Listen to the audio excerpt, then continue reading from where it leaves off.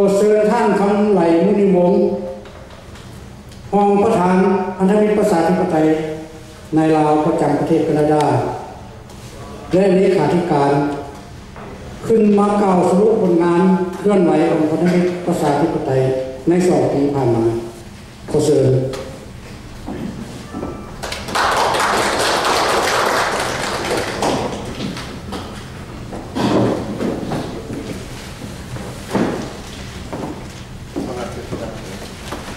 ท่านประธานพันธมิตรท่านรองประธานทุกเขตทุกประเทศ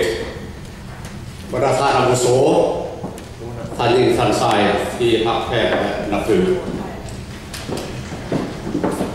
กระเดียวจะให้บรรดาสั่นที่สุดเพราะว่าเพื่อให้บรรดาเชื่อใจเบียร์ไร้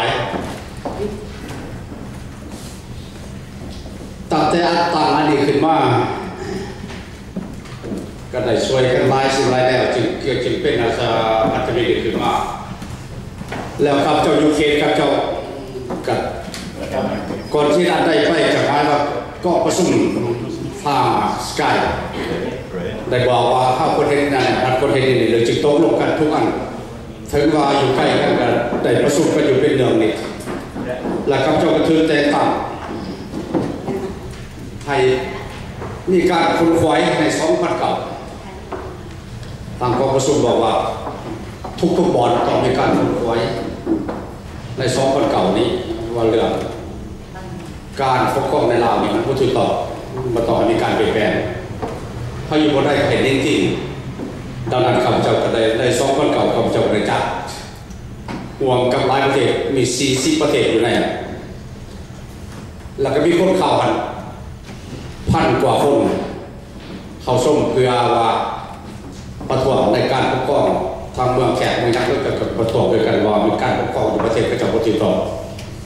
บ่เหมาะสมบ่เป็นสิทธิบัตรของประชาชนครับจะก็ได้เดินแล้วก็เอาถุงให้คนยิงลาวจับถุงสารสมองไปหลังจากออกไปผ่านไปแล้วคนกระตบมืออย่างสนั่นวันไหวบาดแล้วนักศิลปินก็มาหอยว่าสันตอนด็อกเตอร์อันหนึ่งทุกวันนี้โบเฮดเล่นว่าสันโบบี้อยู่เลยว่าสันอยู่ดิกชันนารีกับโบบี้ได้ทุกวันนี้พวกนี้มาจากใช้ทุ่งเล่านี่นะว่าสันเอาทุ่งเล่าที่ลูกเดือนเลยว่าพวกคนพูดจับได้ทุ่งลูกเดือนก็พูดจับว่าอันนี้คนออกมานอกประเทศนี่คนมาหาประชาธิปไตยคนจับทุ่งก็เลยออกมาคนจับก็ยืนต่อไปบอกว่าคนชิจักก็ดีขึ้นเขาไปประเทศว่าอันทุ่งวงเดือนผู้จับพอทุ่งวงเดือนพวกแม่ประชาชนเป็นผัวหักพอเอาหมายว่าเป็นอำนาจป่าเถื่อนเอาเฮ็ดเอาขึ้นมาบังคับให้เอานับถือแล้วเขาจะบอกกันตั้งสิบปีบอกเอาสันเขาจะบริหารกันขอความเห็นในสนามสภากับบรรดาประชาชนบอกเขาจะบอกบ่มีบอกกันนี้เพราะฉะนั้นจะบอกขับจะทำจากประเทศเกาหลีต่อไปเขาก็บอกว่ามันเลยกันบอกเข้าใจอยากเข้าใจซื่อๆหรอกแล้วการนั้นจะผ่านไปแล้ว2,010กับเจ้าคณะประชุมทางประธานเป็นแต่งตั้งให้กับเจ้าไปร่วมกองประชุมอยู่อันสภาสูงของสหรัฐอเมริกาดร.ไซสมอนเป็นผู้ริชาร์ดไซสมอนเป็นผู้จัดนะครับข้าพเจ้าก็ได้ไปขึ้นสภาสูงนั่นแล้วก็มีเจ้าหน้าที่สภาสูงก็มาแล้วก็มีเวียดนามนี่ก็มาเราในเมืองนั้นคนก็โจมตีเวียดนามหลายวันในเวียดนามก่อนถึงอาจจะเป็นเวียดนามก็เสียดีก็ตามแต่กับบสบายใจเท่าไหร่เราออกมาคนก็จะมาบอกว่าครับเจ้านี่เป็นเวียดนามเสียดีด้วยบอกให้โจมใส่กับเจ้าด้วยใส่กับเจ้าเวียดนามเสียดี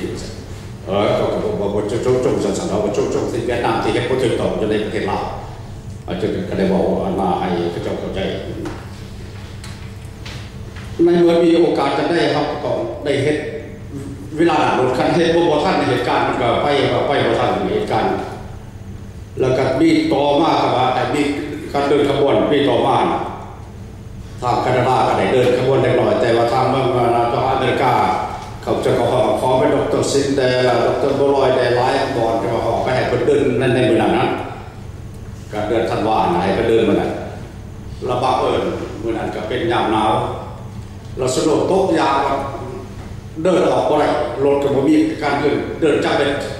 แล้วแคนาดาท่านเห็ดแล้วก็อเมริกาเห็ดนำอะไรเห็นไหมบางนานาดินฟ้าอากาศบองหน่วยก็จบกับอะไรเห็ดกันจะเป็น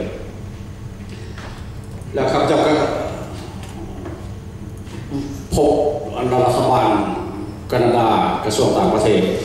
เพราะว่ามันมีนักศึกษาคนหนึ่งนักศึกษาโบกเขียนเรื่องกรรมการสงบศึกในลาวเขาจะประสบการณ์ไปพบกระจกเราบอกว่าอันนั้นก็แม่นสมาชิกเขาในนั้นอันนั้นริบลงลีเยวูว่าไปอยู่ในนั้นแล้วว่าเรื่องเส้นสัญญาหมอนักเขียนเรื่องเส้นสัญญาอย่างยืนยาว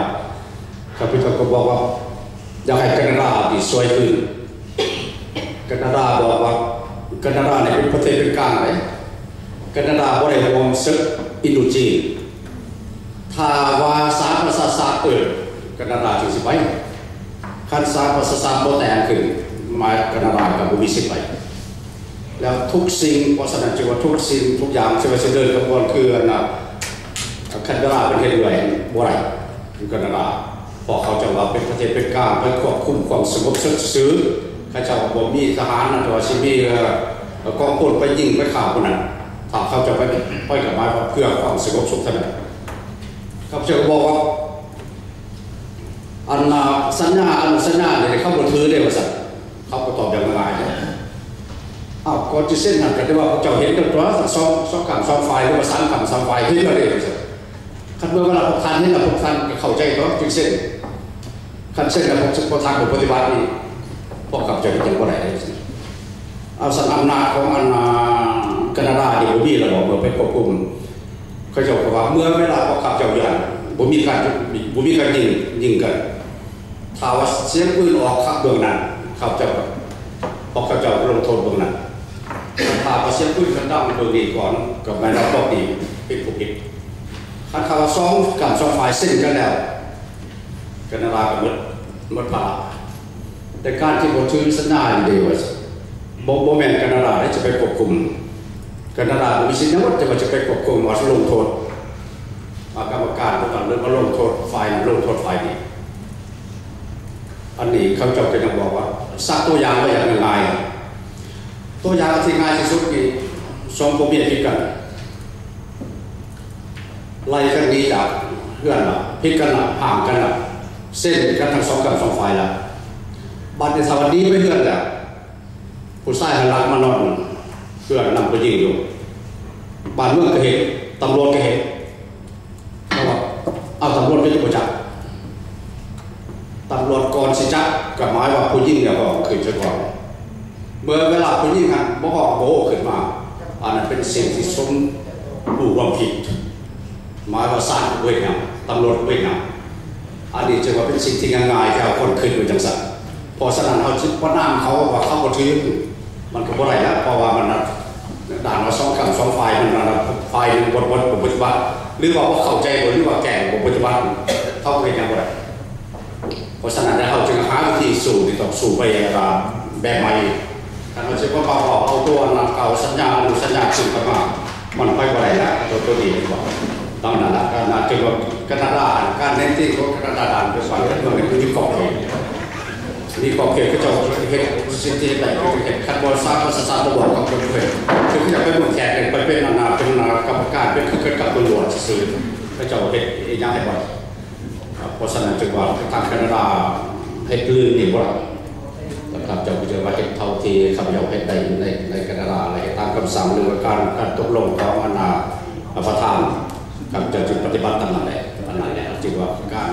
เต็มที่ของแคนาดามีขอบเขตหลายและมีขอบผูกมาหลายเพราะฉะนั้นจึงว่าเป็นยาวกับจะจุดว่าเห็นว่าทางรถเพราะสภาพรถก็อยู่ทางผีว่าอันใดก็อยู่ทางผีหมายว่าทางผีแหละมันเป็นมีหน้าที่สำคัญหลังประธานกล่าวว่าอย่างยืนยาวเราได้เห็นด้วยการเดินขบวนหรือว่ามีติ้งของทางแคนาดาเนี่ยเหตุเป็นประท้วงประเทศใดประเทศหนึ่ง